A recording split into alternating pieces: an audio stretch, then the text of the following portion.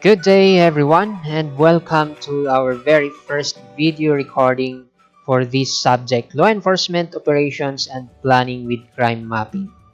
So, to start with our discussion, I would like to have here first police operations, and afterwards, we are going to proceed with planning, and then we are going to have also crime mapping in relation to the creation of a police plan. Okay, and then don't forget that our subject is not focused. It is not focused only on police operations, but it is also it was mentioned or stated in our subject or our course, law enforcement operations. Pagkatapos ng police operations, we will be having some law enforcement operations later on or on the next chapters. Okay. So let us try discussing first police operations. So when we say police operations, it covers the mission critical aspects of a police organization, policies, institutional agreements, processes, and resources for the performance of the policeman's main function. So simply in here, there are lots of activities that are being made by the police organization, the police force, in order to achieve their main function or para ma-maintain, okay? Or ano yung main function ba nila? Okay, number one function or my number one objective of the police force is crime prevention. Okay, crime prevention, di ba? So, with that, there are lots of activities na kinakandak nila or ginagawa nila in order to achieve that or in order to uh, have that so-called crime prevention, okay, or to prevent crime. And then mamaya, okay, on our next slides, we will be having there several units or several operational units of the PNP. Kasi yon nga, police operations is very wide also. So in order for them to more or to better serve or to better achieve their or have the higher chance to achieve their objective, okay, their objective is that yon, meron silang binuo na different operational units. Then yung operational units na yan, they have a specific task or they have a specific function, okay, to address also these different to address those different or specific situations. So next one in here is uh, it encompasses a wide range of activities, as I've said a while ago. So ano yung mga activities na sinasabi natin dyan? So under police operations, meron tayo, nakasama na rin dyan, patrol and traffic operations. So later on, maridiscuss din natin ano ba yung iba't ibang methods of patrol. So what are the different methods of patrol? And then of course, we are going to have here under police operations also, it encompasses implementation of special laws tulad ng RA 9165. So even though na yung RA 9165 is being implemented also by it is being implemented talaga by PDEA also kasi yan yung they are specialized in the enforcement of the RA 9165. Pero meron din in the PNP, meron ding pakialam or meron ding activities na ginagawa ang PNP to aid, okay, the PDEA or to aid in combating illegal drugs here in the Philippines. Another one in here, it encompasses command and control and of course civil disturbances. So kung mapapansin nyo, kapag may rally dyan, unang-unang mga nakaresponde dyan aside from the BFP, nandyan din mga police officers natin. Okay, and then we have here disaster management. Another one, terrorism. So meron ng specialized unit ang ating PNP in combating terrorism also. So it is not just a concern of the military but also meron din ang PNP natin dito. Another one in here, deployment of troops, internal security operations, and community-oriented policing. So with due regard to human rights. So in enforcing these police operations or in conducting these activities, they are also strictly abiding or they shall strictly abide or observe human rights also. And then we have here, in the next slide, it says in here, no police operation shall be conducted, okay, in order to serve or protect illegal activity. So that is basic actually. So wala dapat. Okay, our police force, they should not protect, or they should not be involved on those illegal activities. Okay, so that should be taken into consideration. So police operations is intended to achieve the main goal of the PNP, which is more on crime prevention, not to protect illegal activities. But I don't know. Okay, so still in the PNP, masasabi natin walang perfect organization. So maybe in the future, pag nasolusyonan or natanggal talaga yung mga rotten apple dyan sa PNP, then maybe masasabi natin mas maganda pa yung magiging performance, okay, ng ating police force. And we have here, all PNP personnel shall respect the human rights and dignity of the suspects during police operations, as I've mentioned a while ago. So hindi porket ayan ay suspect, pwede mo nang gawin kung anong gusto mong gawin, pwede mo nang bugbugin. Okay, so take note, if you are going to define a suspect, okay, suspect is just a person who is taken into consideration na gumawa ng kasalanan but hindi pa na-prove na guilty. Okay? Suspect pa lang yan. Malay mo, mamaya wala pa lang kasalanan yan. Binubugbog mo. Okay? So that is not being tolerated by the police force also in conducting police operations. Next one in here, we have the objectives of the police organization. So number one in here is to attain an acceptable degree of peace and order. So yan, we can achieve peace and order pag na-prevent natin ang crime. Okay? So that is related dun sa goal or main goal ng ating PNP, okay, which is crime prevention also. And then on number two, to attain effectiveness in the enforcement of laws and the efficiency of the law enforcement. So as you observe now, there are lots of trainings also. Trainings in development for the PNP personnel, that is to make them more effective and more efficient in law enforcement.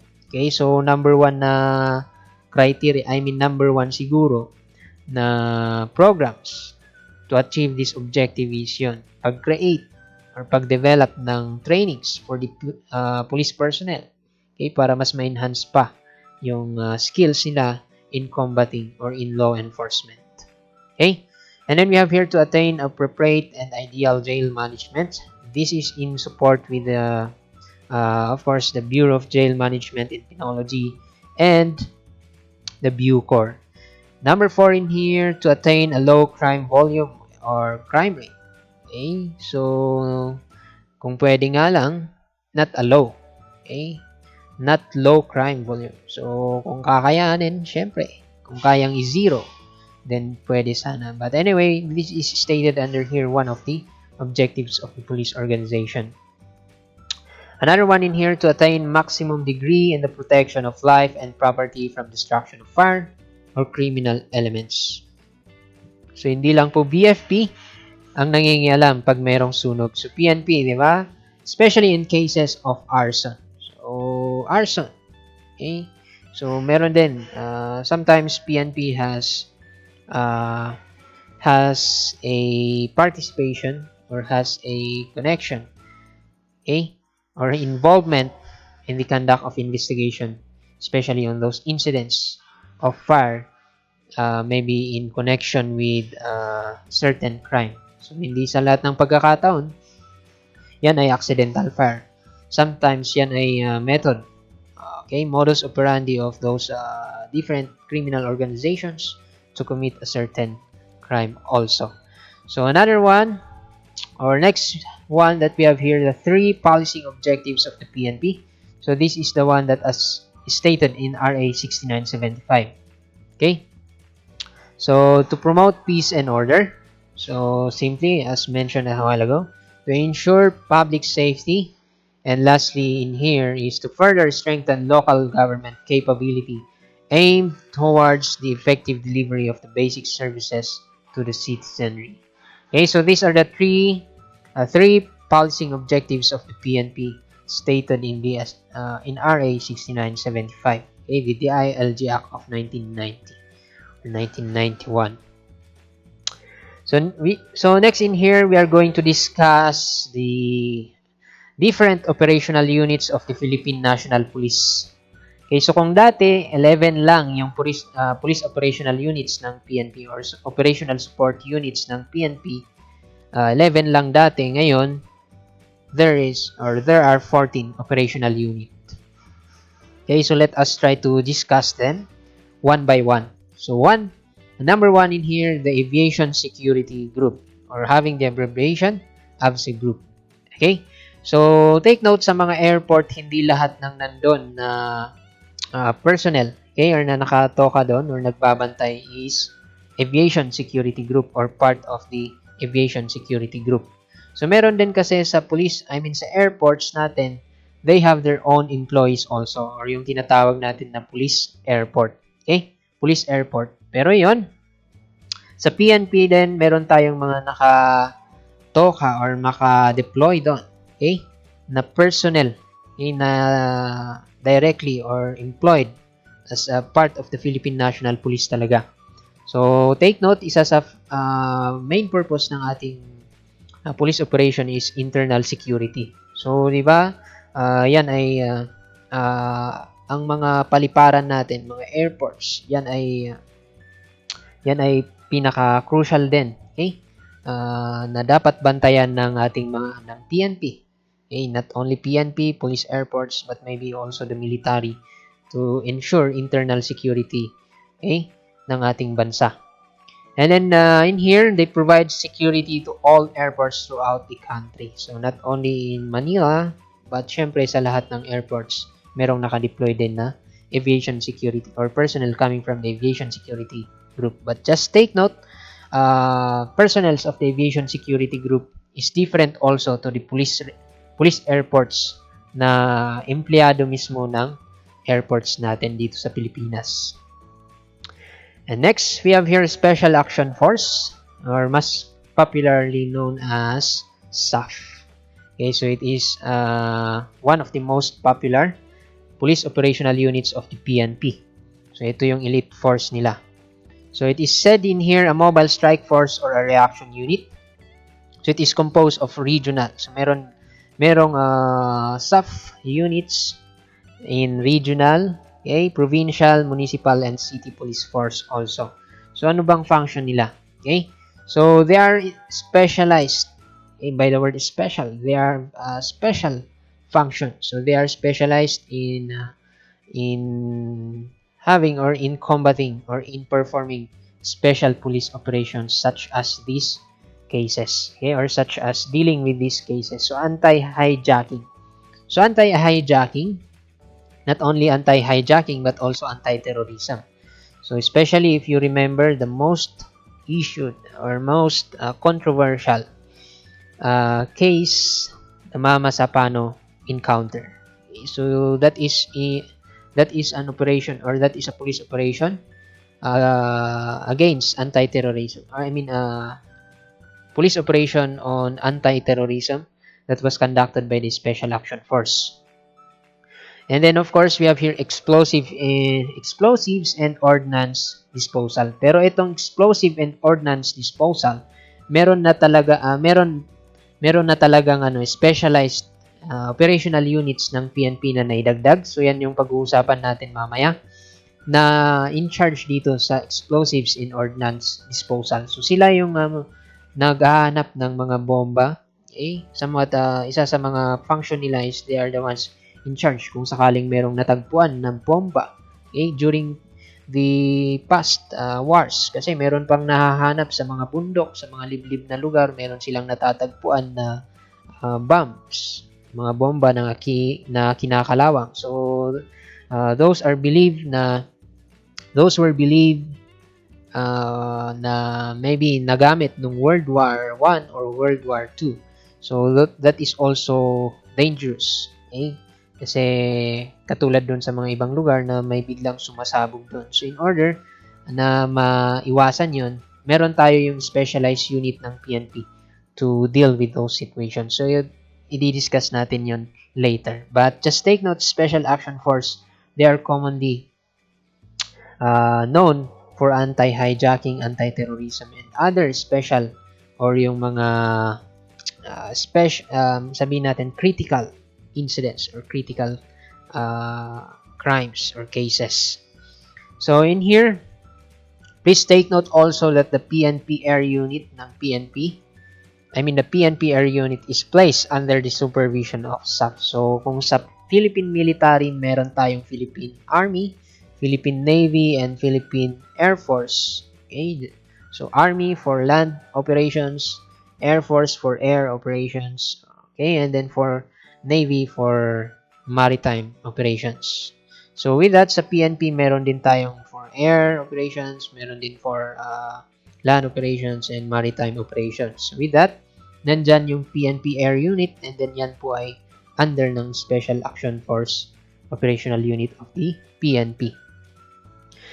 Next operational unit of the PNP is the CIDG, or commonly known as Criminal Investigation and Detection Group.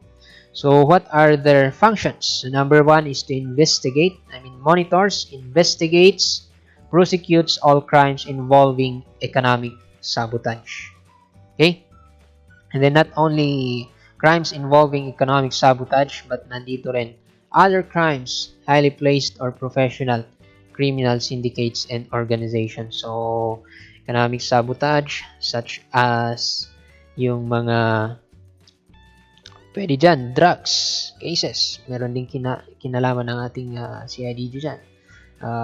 Prostitution, dyan, human trafficking, and other cases also. So, highly placed or professional criminal syndicates and organizations. So, usually, yung mga crimes that involve syndicates, okay, mga staffa or mga illegal recruiter and others.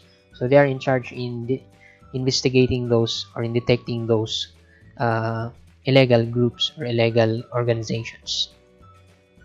Another one in here conducts organized crime control and all major cases involving violations of the revised penal code.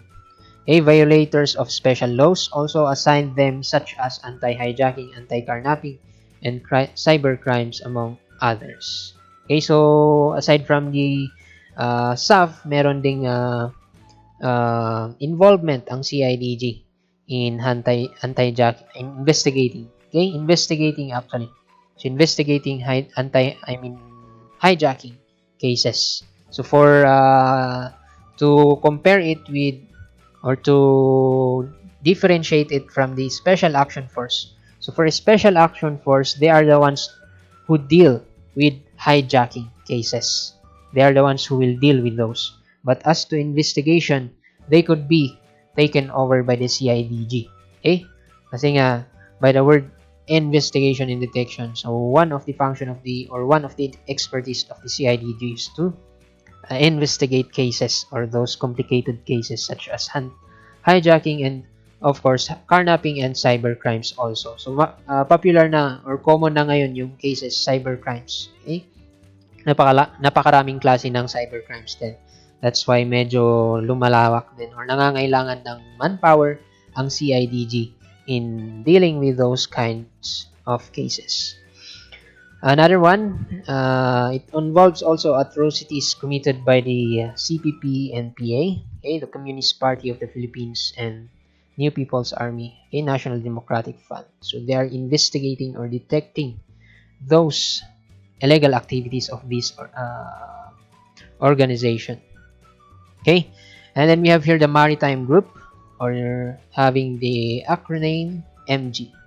So it says here, perform all police functions over Philippine territorial waters, lakes, and rivers along coastal areas. So water or maritime, water surveillance or water or yung internal territorial waters natin dito sa Pilipinas. They are making it sure that it is in good condition or it is not being used by illegal groups or outsiders or enemy country or those masasabi natin na illegal those persons who are illegally entering, okay, or attempting to enter illegally our country, okay. And then small islands for the security and the sustainable development of maritime environment. So they are actually one of the unit that supports also military operations or the operations of the Philippine Air Force Philippine Navy, okay, in securing our internal territorial waters. And then next one, we have here the intelligence group. So IG serves as the intelligence and counterintelligence operational unit of the PNP. So they are going to, we have here the intelligence group. And the next one, we have here the police security and protection group, okay, PSPG. So these are personnel naman ng PNP that provide security to the government vital installations, okay? So, tulad ng sa Malacanang, okay, or mga any other vital installations. Government officials, okay, serves as somewhat bodyguard. Government officials, visiting dignitaries, and private individuals authorized to be given protection. So, kung sa Philippine military, meron tayo yung PSG, okay? Yung Presidential Security Group. Pero sa PNP, meron sila din itong PSPG, or Police Security and Protection Group. Okay? So, that is the unit or operational support unit of PNP naman in dealing or in charge of those function. Okay, and then next, we have here the PNP Anti-Cybercrime Group.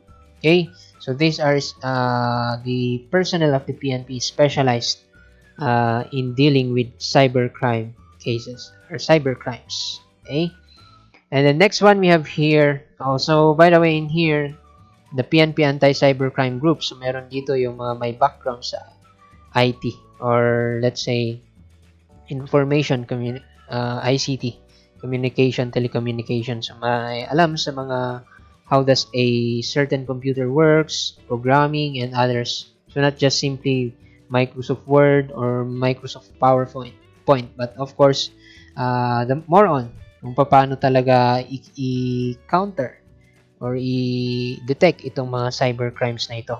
Okay, and how to investigate these crimes na ito, cyber crimes. Okay, and then we have here the next one, Police Community Relations Group. So, Police Community Relations Group or PCRG.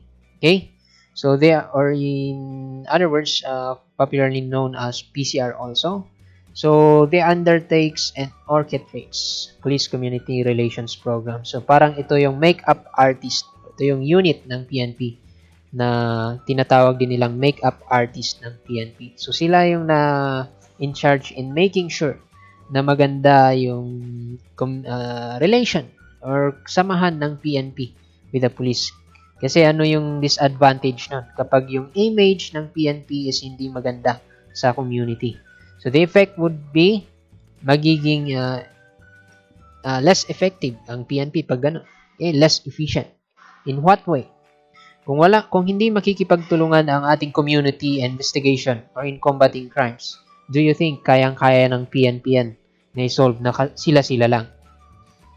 So, with that, there is a need na dapat in solving crimes or in solving or in dealing with crimes or in crime prevention, there is a big impact or big contribution coming from the community. So, paano masosolve ang crime? Or let's say, merong na-report na crime pero ayaw makipag-participate ng community investigating those. So, useless. Okay? Walang mangyayari. So, that is one of the goal of the PCR, to make sure or to have, create programs that make the PNP closer to the community. Okay? And then we have here the next one, Highway Patrol Group. So, ito yung mga kasama. Okay, mga kaibigan ng LTO sa ating mga daanan. Okay, so they enforces the traffic laws, okay, and regulations. So, hindi po lahat ng nasa kalsada or yung mga traffic enforcers na nasa kalsada ay empleyado or personnel employed or as part of Philippine National Police. Okay, so meron po yung mga traffic enforcers dyan na empleyado mismo ng city hall, okay, or city government or local government ng sabihin natin ng lugar or ng city na yun or ng munisipyo na yun. Okay, so they are employed. So yun yung mga takso na tinatawag nila or mga MMDA or mga traffic enforcers mismo. Okay, BCPO or kung dito sa Bacoor, meron din yung ibang tawag, meron din silang kanya-kanyang tawag. So different municipalities, they have their own employee also in charge with traffic control or traffic laws, okay, or in dealing with traffic problems. And then kapag sa PNP naman, so meron sila yung tawag natin sa kanila, they are the highway patrol group, especially in highways or expressways and others. And then we have here the next one, still on the highway patrol group. It says here, develops reforms in the crime prevention aspects against all forms of lawlessness committed along national highway involving the use of motor vehicles. Ito yung mga nakaboots sa daanan. Okay, nakaboots. Medyo boots, mahabang boots sa mga kalye. Okay, they are especially, they are seen with those kind of uniforms. So, naka-boots and then somewhat naka-cowboy hat kung minsan. So, they are actually the highway patrol group personnels. Then, yung iba, merong mga magagarang mobile. Okay? And then next one, you have here the civil security group. So as we have discussed in our LED 3 or yung industrial security management or administration. So itong civil security group, they are in charge naman in regulating business operations and activities of all organized private detectives, okay, watchmen, security guards, agencies, and company guard forces. So under this, under the CSG, meron dyan yung PNP SOSHA. Okay? So, this is the operational unit of the PNP in charge with those ones. Okay, and next one, it also supervises the licensing and registration of the firearms and explosives that are being released, okay, doon sa mga private individual. Kasi meron yung iba, okay, di ba, yung mga private, yung private individual ka pero pwede kang maghawak ng baril. Yun nga lang, you need to coordinate it with the civil security group, okay, and then have or request license from them, okay, or earn or get license from the civil security group, okay, and register your firearms and others. And also, nandito rin yung mga baril na gagamitin na i-issue sa mga security guards. So, they are the ones, okay, who are taking consideration on those things. And then next one, we have here the PNP Anti-Kidnapping Group or the PNP AKG. So by the word itself, they are in charge, okay, the primary unit of the PNP in addressing kidnapping menace in the country and in handling hostage situations. So ito yung PNP organizational structure. So it is the latest PNP organizational structure. So ito ay as of March 2018 pa, but as of now wala pa namang nailalabas na bago. Okay, but we are going to take a look. Okay? Focus tayo dun sa operational units. So I know na pinag-aralan naman ninyo sa previous subject ninyo na which is LEA subjects, okay, or LED subjects ninyo, the PNP organizational structure. But in this subject, we are going to try to focus on the operational support units. So, 14 na yung operational units ng PNP. So, tignan natin ano ba yung nailagdag. Kasi yung nabanggit natin is 11 lang. And then, naka-state dyan sa notes or learning module natin is 11. So, as of now, 14. So, ano yung tatlo? So, number 1 in here is the crime laboratory. Okay? So, meron ng operational support unit ang PNP na crime laboratory. So, nandyan din yung PNP SOCO, okay, or yung SOCO. So, they are in charge in investigating, examining those evidences recovered from the crime scene, especially if it involves or it needs scientific investigation. Okay? And then next, we have here PNP Drug Enforcement Group. So, para hindi na mabigatan, okay, ang ating CIDG, okay, meron na silang katulungan dyan or meron na yung primary unit or operational unit ng PNP in dealing with illegal drugs. So, nandyan na yung PNP Drug Enforcement Group. And then, as I've mentioned a while ago, meron tayo yung sa function ng Special Action Force, the Explosive and Ordnance Disposal kanina. Pero ito yung sinasabi ko, yung PNP EOD. Ito yung bago din. Okay? Or the K9 Group. So, meron tayo dito, PNP Explosive Ordnance Disposal Group. So, sila, yung nasabi ko kanina, they are the ones who are they are in charge in finding or in dealing with those mga bomba, okay, mga explosives. So, expertise din sila. Pero sa kung merong mga bomb incident, okay? Kung merong mga bomb incident. So, katulad din sa SAF, okay?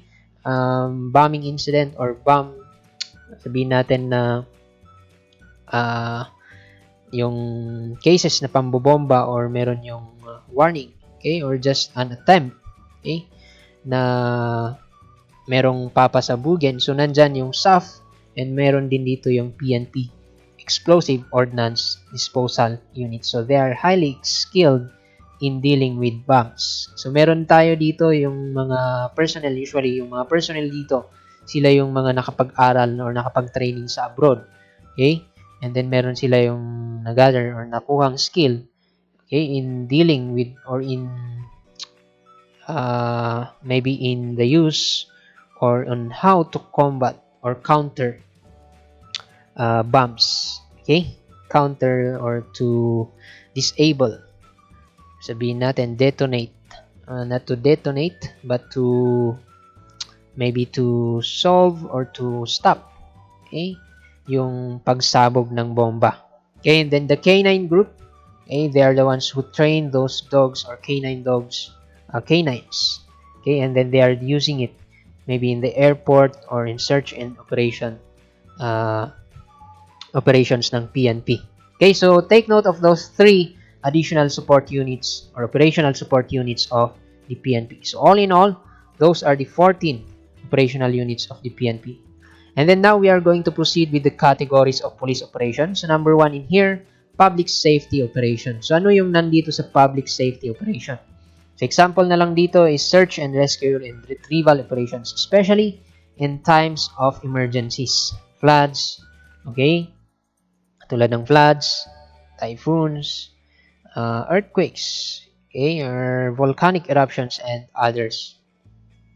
So they are also conducting fire drills, earthquake drills in different, maybe in schools, sa mga eskwelahan, aside from schools, barangay, and other places. Okay, and any similar operations that promote public safety. Next one in here, we have the law enforcement operation. So, under this category, an example is the service of warrant of arrest.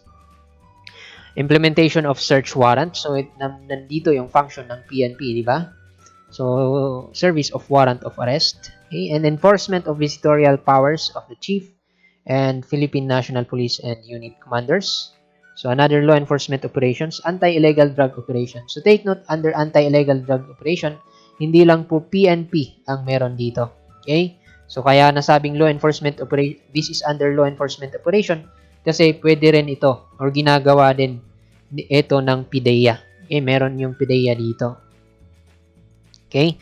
And then, another one, anti-illegal gambling operations.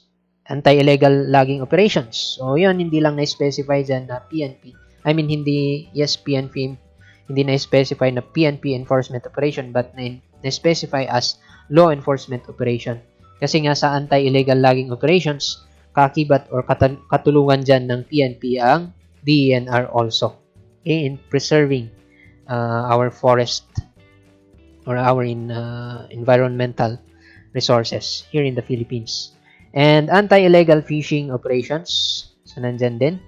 So, next one in here is anti-carnapping operations naman. Okay? still part of the law enforcement operations: anti-kidnapping operations and anti-cybercrime operations. And lastly, similar operations that are conducted to enforce laws, statutes, executive orders, and ordinance. Okay, so those are all under law enforcement operations. Another one category of police operation is internal security operations. So nandito, counterinsurgency operations or counter-terrorist operations. Similar operations that are conducted to ensure internal security. Okay? And makikita nyo dito yung function ng SAF. Okay? So, internal security operations, more on SAF. Okay? This is being made by SAF natin. Next one in here is the special police operation. So, under this, an example of activities being conducted in here is checkpoint operations, okay, roadblock operations, civil disturbance management operation. So, sa PNP, meron tayong riot team. So, especially nowadays, usong-uso sa cities, okay, yung mag-rally. So, with that, there is a need or the support of the PNP with that. So, that is actually under the category of special police operations. Another one in here, police assistance in the enforcement of demolition, eviction, injunction, and similar orders. Another one, police assistance in the implementation of final court order, just in case kailangan ng employees ng court. Okay? Yung tulong ng PNP, then they can also. So, if the PNP will be going with those, that is called or that is categorized under special police operations. Okay, and then of course in dealing with hostage situations. Another one in here, visit board, search, and seizure on board marine vessels. So, on securing our internal territorial waters. And other similar police operations that are conducted by the police units with specialized training on the peculiarity of the mission or purpose. Another one is intelligence operations. So it involves the surveillance operation, counterintelligence, intelligence research, and of course, intelligence assessment. Okay? So not only to gather intelligence or information, okay, but also we are going to assess those kung totoo nga ba yun. Okay? Kung totoo nga ba yung intelligence na nakuha natin. Baka mamaya yan lang ay bait or patibong. Okay? That might cause our operation or that could cause sabotage in our operation or maybe mapapahamak. Katulad ng nangyari sa Mama sa Pano. So, mabubulilyaso yung ating plano. Okay, and then operation. And with that, any other similar police intelligence operation conducted to gather information related to security and public safety and order. So, nandito rin, undercover investigations. So, includes investigation of crimes and incidents, okay, and administrative investigation sa loob mismo, okay, ng PNP. Or it could be, obserbahan din yung obserbahan, okay, dito sa investigation operation. So, it includes investigation also inside, okay, or what happened inside. Or yung mga administrative cases na naipa-file sa mga police officers. So, they could be investigated also. And, of course, similar investigative work necessary to determine facts and circumstances for filing cases criminally and administratively. Okay? So, not only with the inside, but of course, those outside cases also. Or outside, let's say, involvement of the community. Okay? Not purely on those police officers who are doing illegal things or illegal activities.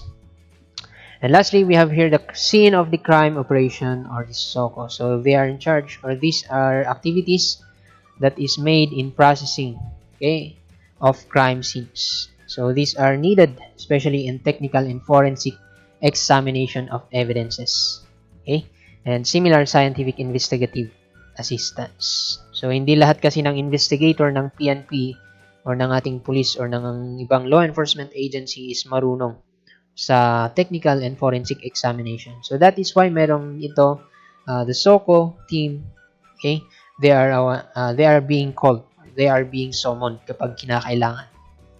So just an example in here, we have here an example of the request, okay, sample request format of the conduct of the SOCO. So that is only summoned, or the SOCO is summoned just in case or kinakailangan lang talaga. Okay? So especially kung kinakailangan ng forensic examination. So overall, that is the coverage of chapter 1. So I hope that you were able to at least keep those in mind. Okay? And of course, kung meron kayong question, so you can just post it on our comment section. So that will be answered sa comment section mismo, or if not, that will be answered in our synchronous sessions. So that ends chapter 1 of our learning module, or of our subject. Okay? So see you on the next video recordings for our next chapters. Thank you.